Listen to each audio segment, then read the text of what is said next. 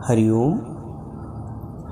हर व्यक्ति अपने अपने हिसाब से, अपने अपने तरीके से, अपनी अपनी विधि से, अपनी अपनी जानकारी से, अपने अपने विवेक से प्रभु का भजन करता है, प्रभु का सुमिरन करता है, प्रभु का चिंतन करता है, प्रभु का पूजन करता है। हर व्यक्ति की अपनी मान्यताएं हैं। कोई सिर्फ धूप बत्ती, अगरबत्ती और आरती करके अपनी नित्य की पूजा कर लेता है। कोई मंत्र का जाप करता है 108 बार, या जैसा जिसकी श्रद्धा हुई। हर व्यक्ति अपने हिसाब से प्रभु का पूजन अर्चन कर रहा है। लेकिन यहाँ पे जो बात समझने वाली है कि हम प्रभु का सुमिरन कर तो रहे हैं, लेकिन प्रभु का सुमिरन करते समय हम प्रभु के हैं कि संसार के हैं, ये बात ध्यान देने की बात है। अगर संसार के होकर प्रभु का सुमिरन कर रहे हैं तो वो बिल्कुल वैसा ही हुआ जैसे गंगा जी के पास, गंगा जी के तट पे खड़े हो और बाल्टी से नहा रहे हो। एक नहाना वो है जो आप गंगा जी में नीचे उतर कर उनको आचमन करके, उनको प्रणाम करके डुबकी लगा कर पूर्णतः स्नान करें, और एक वो है कि आप किनारे पे खड़े हैं, एक बाल्टी में भर लिया और डिब्बे से नहा रहे हैं। तो ये प्रभु का सुमिरन अगर भगवान का होकर करते हैं तो इसका तात्पर्य है कि हम गंगा जी में डुबकी लेकर नहा रहे हैं और पूर्ण आनंद प्राप्त कर रहे हैं उसमें ही डूब के। हम अगर परमात्मा के होकर परमात्मा का चिंतन करेंगे, परमात्मा का सुमिरन करेंगे, परमात्मा का भजन करेंगे तो उसका आनंद कुछ और है। लेकिन होता क्या है, हम संसार के होकर भगवान का पूजन करते हैं, भगवान का भजन करते हैं। किचन में अगर दूध उबल रहा है तो ध्यान उसमें है, बेटा को शरारत कर रहा है बच्चा तो वो ध्यान उसमें है, बहू टाइम से तैयार हुई नहीं तैयार हुई तो ध्यान उसमें है, लंच बना कि नहीं बना है समय से बेटे का, ध्यान उसमें है। तो अगर संसार का होकर प्रभु का सुमिरन कर रहे हैं तो वो सच्चा सुमिरन नहीं है। सुमिरन का अर्थ होता है स्वमर, जिस समय अपना आपा मर जाए। एक जो शख्सियत अपनी बना रखी है, एक माँ वाली, एक सास वाली, एक ससुर वाली, एक भाई वाली, एक पिता वाली, वो जो आइडेंटिटी अपनी बना रखी, वो आइडेंटिटी थोड़ी देर के लिए गुम हो जाए और सिर्फ प्रभु ही रह जाए, स्वयं की आइडेंटिटी मिट जाए, एक भक्त वाली भी आइडेंटिटी न रहे, सिर्फ प्रभु ही रहे। सुमिरन ऐसा कीजिए कि दूजा लखे न कोय, आप विसर्जन होए तो सुमिरन कहिए सोए। जिस समय अपने आप का विसर्जन हो जाए वो सुमिरन हुआ।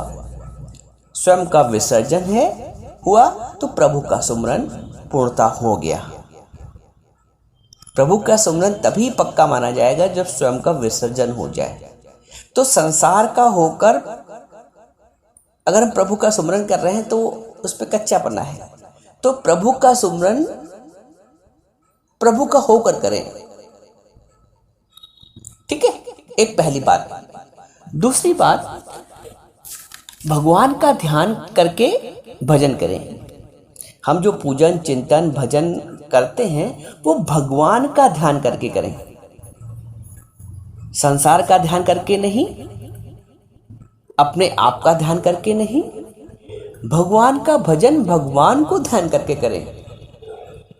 अभी अपने आप को चेक करना रूटीन में कि भगवान का जब हम भजन करते हैं, सुमिरन करते हैं, पूजन करते हैं तो संसार में ध्यान रहता है, संसार के व्यक्ति ध्यान में रहते हैं, संसार की जो हलचलें हो रही हैं, गतिविधियां हो रही हैं, उसमें ध्यान रहता है कि भगवान में ध्यान रहता है। तो पहला ये भगवान का होकर भजन करें, संसार का होकर नहीं। दूसरा ये भगवान का ध्यान करके भजन करे, संसार का ध्यान करके नहीं। इसको ऐसे समझो कि भगवान का होकर ध्यान करने का मतलब है कि विवाह के पश्चात पति और पत्नी का प्रेम और एक विवाह के पहले का जो प्रेम होता है छुटपन का, जो पहले का प्रेम है उसमें स्थायित्व नहीं है। आज इनसे मोहब्बत हो गई तो कल उनसे मोहब्बत हो जाएगी, तो फिर उनसे मोहब्बत हो जाएगी। वो छोड़ने पकड़ने वाली मोहब्बत है। लेकिन यदि विवाह के पश्चात का प्रेम है तो वो शाश्वत है, वो उसमें पूर्णता है, वो फलदायी प्रेम है, वो प्रसन्नतादायी प्रेम है, वो उत्साहवर्धक प्रेम है। तो ये प्रेम वैसे हो गया कि भगवान का ध्यान करके भगवान का भजन करें। तीसरा गुप्त रीति से करें, दिखावा न हो।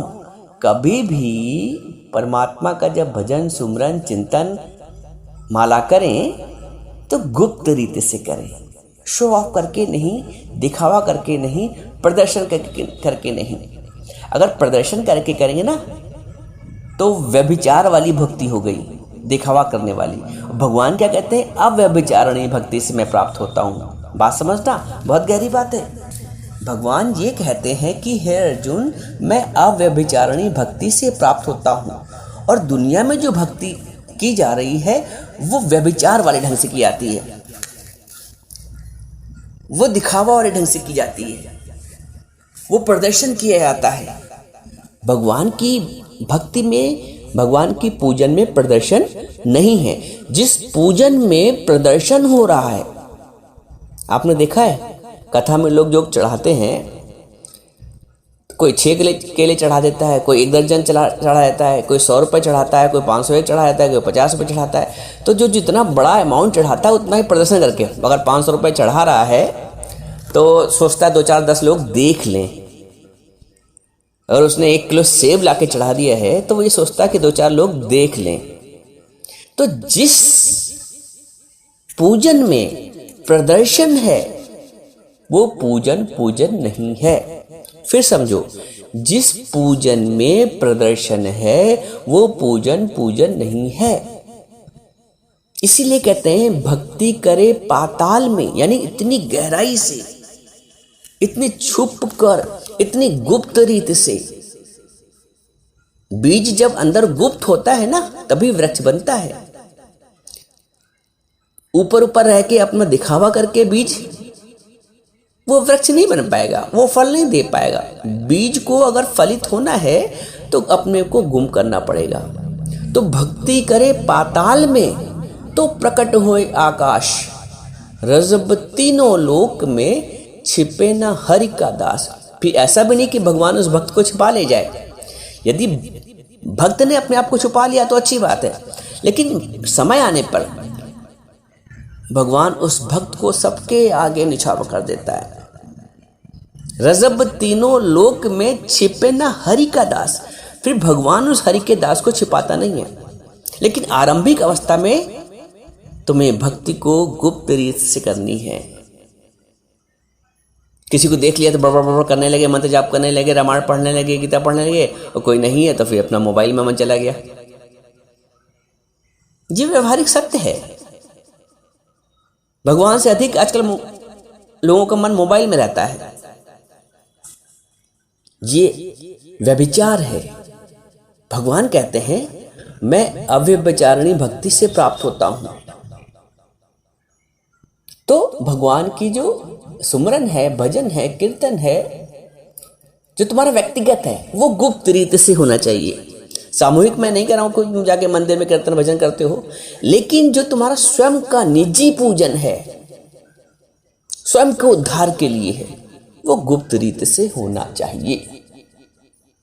उसमें दिखावा नहीं होना चाहिए। वो कैसे? इसका उदाहरण समझो कि जब तुम धन या रुपया या पैसा या सोना रखते हो संभाल के, तो छुपा के करते हो ना, कि सबको दिखा के भाई मैं पैसा यहाँ रख रहा हूँ, मैं सोना यहाँ रख रहा हूँ। नहीं, ऐसा नहीं करते हो आप। बड़ा ही छुपा के देख रहे, कोई नहीं आ रहा है, या कमरा बंद करके तब पैसा गिनते हो।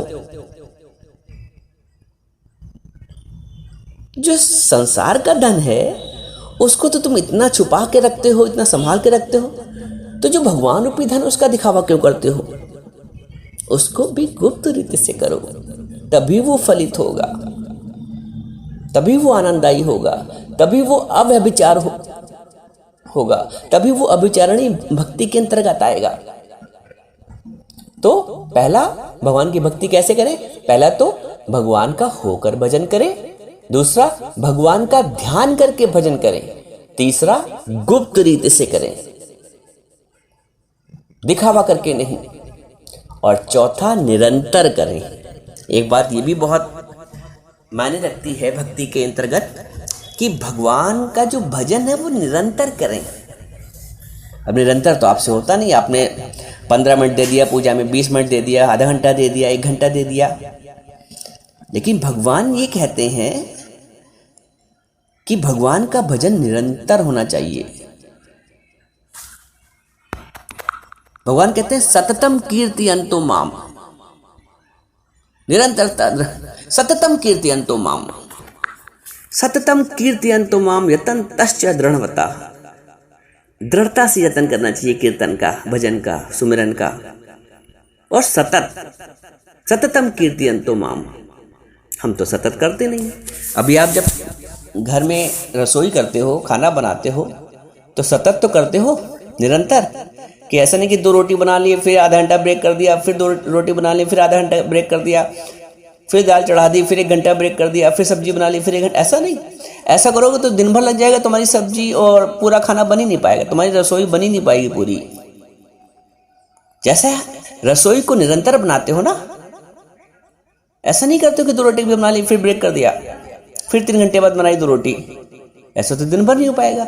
तो जैसे रसोई बनाने में तुमने निरंतरता लगाई है, वैसे ही परमात्मा का सुमरन भी निरंतर होना चाहिए, ब्रेक दे देकर नहीं। इस श्वासों की माला, इस श्वासों की माला है, निरंतर जप रही ओम ओम, तुम्हारा ध्यान भी उस श्वासों की माला पे, उस मणिका पे होना चाहिए। तो भगवान का भजन निरंतर कर गए। और 5वां पॉइंट है कि जब भगवान का भजन करें तो कोई कामना रख के ना करें, निष्काम करें, निष्काम भक्ति। ये 5वीं स्थिति है कि भगवान की जो